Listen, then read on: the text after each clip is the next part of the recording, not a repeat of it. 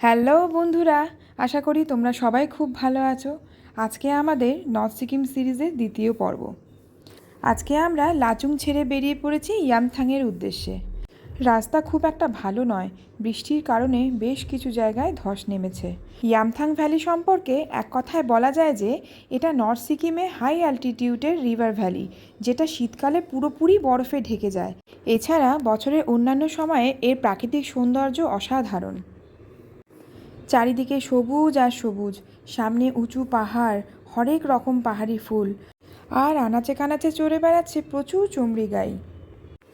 এইখানে সারা বছরই খুব ঠান্ডা থাকে, নর্মাল জ্যাকেটে কাজ হয় না, পাফার জ্যাকেট হলে ভালো হয়।